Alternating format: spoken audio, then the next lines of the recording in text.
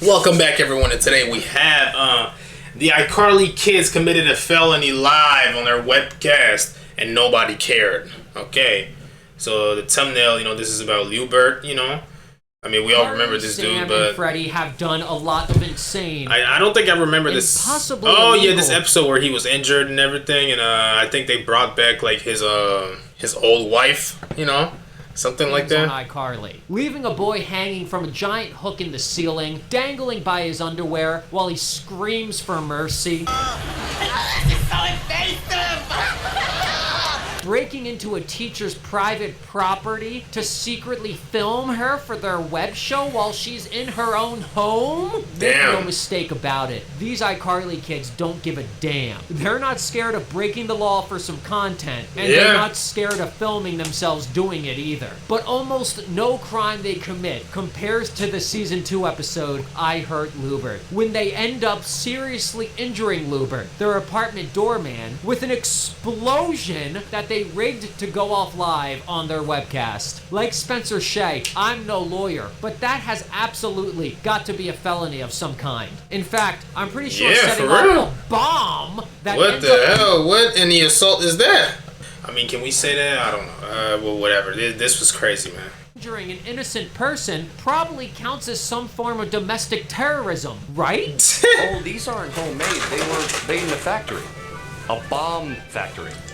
They're bombs. Honestly, I don't know how they didn't get arrested for this one. Although they do eventually get sued for damages by Lubert himself, if we're counting the Icarly reboot series. Yeah, I did watch that. Although, personally, I prefer to pretend it doesn't exist. But was this crime against Lubert really so bad that it deserved its own spin-off episode 13 and a half years later? Well, today we're taking a look back at I Hurt Lubert to answer that once and for all. As always, if you guys like this one, please throw us a like and maybe even subscribe. I might just go outside and leave my dick print in the snow if you do. Also, follow me on Instagram and Twitter at AgroWasHere for a daily dose of nostalgia. And if you have any other episodes or shows you'd like me to cover, let me know in the comments. Alright, let's dive in. So we start off with the iCarly broadcast, which consists of random bullshit. If you're looking into your toilet bowl right now and you see a live monkey speaking Spanish, you're hallucinating! Tall guy with his face cut off. pretty tall.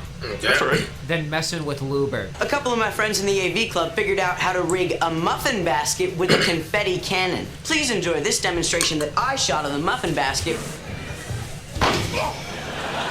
Damn it. Why is there a demonstration of the confetti cannon with Spencer as an example? Couldn't they just play the prank and let it be a surprise? So they leave a muffin basket for Lubert, and it ends up exploding in his face, to the point where he goes flying across the entire lobby. Well, don't mind if I do. Time for a confetti surprise. Hit it!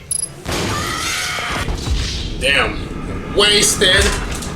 They just live streamed themselves committing a crime. Surely one of the viewers would have called the police. Spencer hears the noise and goes right to the elevator to get his ass downstairs to investigate. The kids decide we get a weird shot of the entrance of their building. I feel like that's not the exterior shot we normally get. Oh my god. Blowing up the muffins, I'm like, damn. Nothing, no one can prove anything.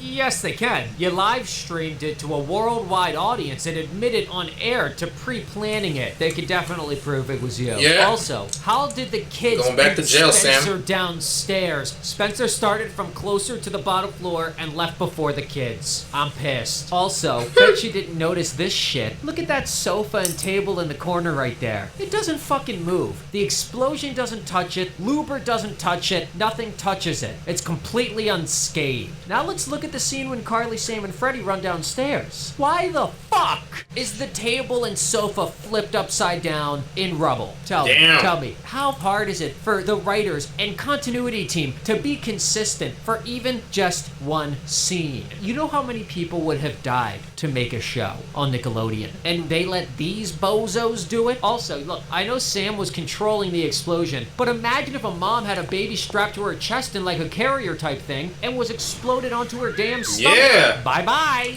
That would have been cruel, man. Gently convulsing on the floor is extremely silly, but brother might be dying. Spencer leans in to check on Lubert, and they almost kiss. Which, why is Spencer even doing that? I don't get it. What's he checking for? The kids notice his ward is gone and realize it must have blown right off his face just as the EMS people show up. How'd this happen?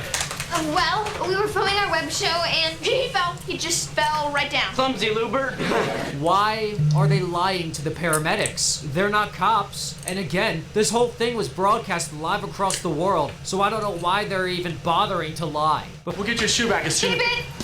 And I can't help but wonder, are the iCarly viewers still watching that clip of the bunny eating peanut butter? Did they ever go back upstairs and finish the web show? Back at the apartment, Carly receives word that Lubert is going to be okay, and the kids are so relieved that they decide to celebrate by re-watching the video of his... You can't see the wart fly off his face. What is Sam talking about? Also, if the wart flies off his face during the initial explosion, the iCarly gang was upstairs still doing their web show at that time. They weren't in the room during the blast. So again, how would the wart have ended up on Carly's shoe? Specifically on top of it, if it flew off his face right there during the initial explosion. You can totally see Lubert's wart fly right off his face. Spencer walks into the room wearing the doorman outfit. Bro, how did it he's lay gonna on- cover the front literally desk on position her while shoe, Lubert bro? is recovering.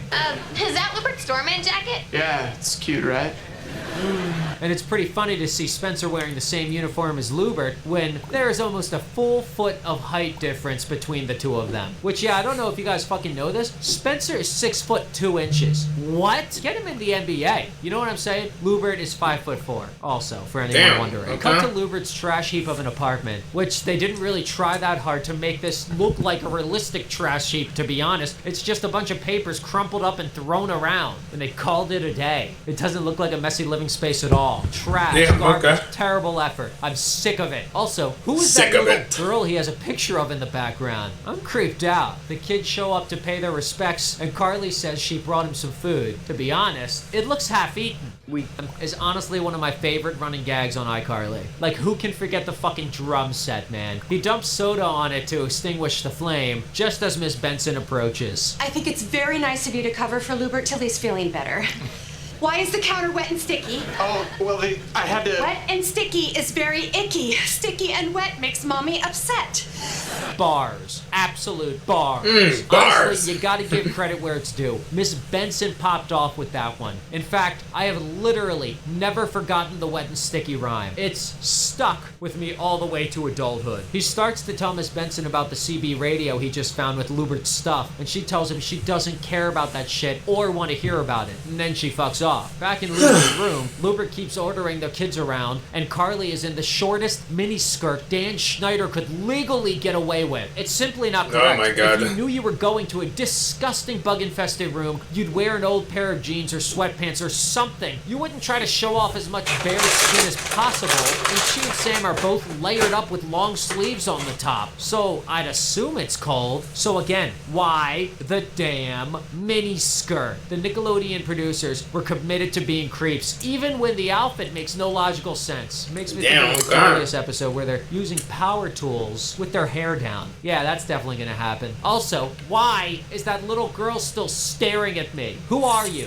Lubert whines about wanting an air conditioning unit, so Freddy decides to install a ceiling fan. Gonna fall on him, yeah. They killed him. He's dead. He's done. But honestly, maybe Freddy shouldn't have been doing electrical work? What made him even think he was qualified to do that? Then Miss Benson helps the kids bring in an even more injured Lubert back to his disgusting home. Oh my god. The 3-star general is back, baby! If you watch this channel, you'll know we've seen the 3-star general not once, not twice, not even 3 times, but at least 4 times by now. Make this boy a 4-star general at this point. Oh yeah, and by the way, I really thought Freddy was about to give Lubert's ass some nice hard spanks here with the way he's winding up his arm. Getting freaky with it. With Lubert Damn, all upset, okay. Miss Benson tells the kids they goddamn suck at taking care of an injured man and shoos them away so she can take over. That's incorrect. Marissa is derived from Latin meaning of the sea. It doesn't mean honeysuckle. In fact, honeysuckle in French is chèvrefeuille. Sorry, I butchered that to any French audience over there. With YouTube Premium, Damn, YouTube Premium, what are you doing? Plus the YouTube Music app. Whatever.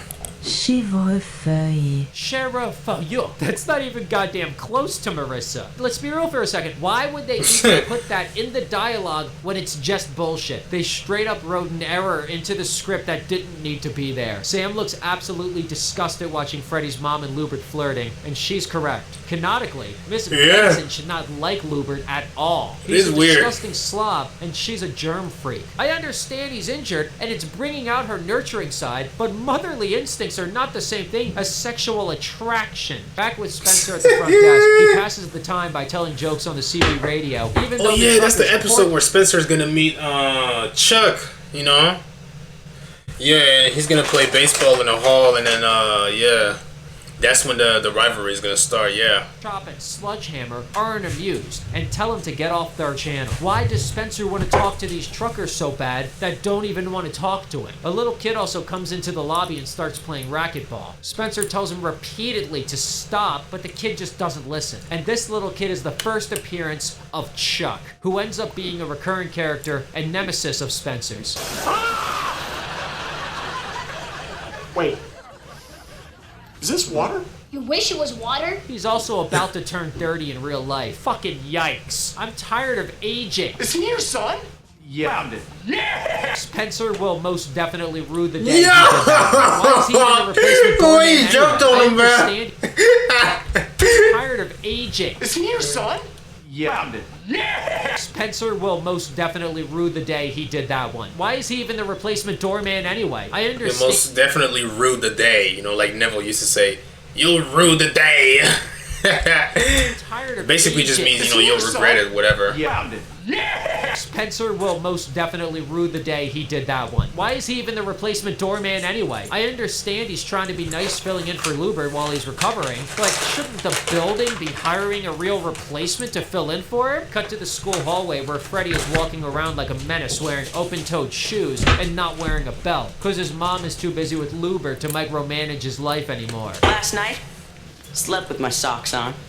So, just my socks. So basically, Freddy woke up in only his socks, then reversed it and put on clothes, but took off his socks so he could wear these sandals? Brother's doing too much. Carly and Sam tease him about his mom dating Lubert, which he denies. And Carly is in yet another mini skirt? The producers of this show were being full-on creeps, choosing these outfits for her, because what? Sam then pantses Freddy since he's not wearing a belt, and he must enjoy being in his underwear in front of everyone, because he doesn't make any effort at all to pull his pants back up. Brother wants them to all see once and for all that he has a giant horse cock. Back at the front desk, Spencer is once again passing the time by rage baiting random truckers on the CB radio. And honestly, this is the same side of Spencer's personality that comes out in the episode I Get Pranky, where he genuinely just loves trolling people. What you been doing?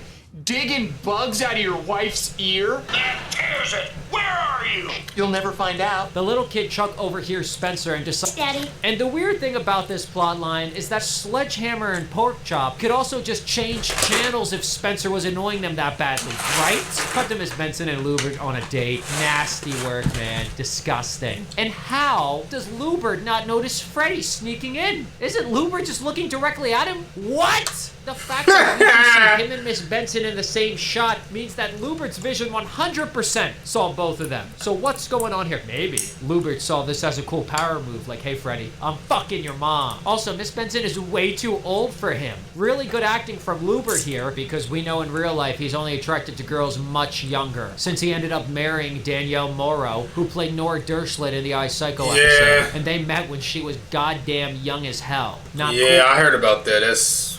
bruh. Buddy. Maybe that's why he has the photo of a little girl in his room. And then what happens next is just unacceptable. Carly and Sam shoot arrows at a foot on the TV screen. Just why? Why?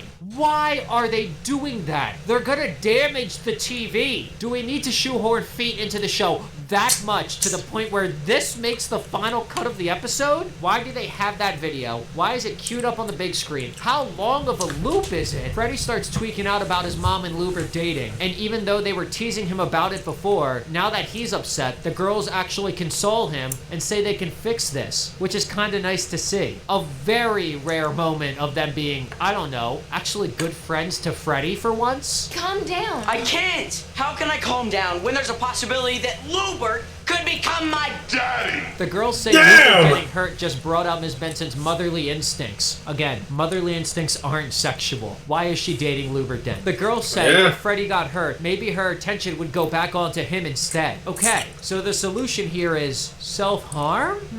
Down in the lobby, Spencer is handing everything off back to Lubert for him to take back over the doorman position again. And I'll be honest, the staff at the local hospital must not be too impressed with Lubert. His story gets less and less cool each time. From explosion on a famous web show, to hit by a falling object, to then just a regular old beating. Disappointing. But all Oh, things considered, yeah. I actually loved this episode. The explosion was hilarious and memorable. It happens really early in the episode, which is great. Miss Benson confusing her motherly instincts for Lubert as sexual attraction is crazy. I hope she didn't feel that way. Sexual towards attraction Freddy. for- And Spencer rage for an injured baiting some Lubert is truckers crazy. for no reason is absolutely hilarious. But enough of me yapping. What do you guys think of I Hurt Lubert? Did you like this one, or was it Yeah, so it was a good episode overall, bad yeah. do you wish you had a muffin basket to explode yourself with? Let me know how you're feeling in the comments, and let's kick it. And But definitely they should have gotten in trouble for injuring Lubert like this. But hey, what do you guys think? You let me know down there in the comments, and I'll see you guys in the next one. Peace out.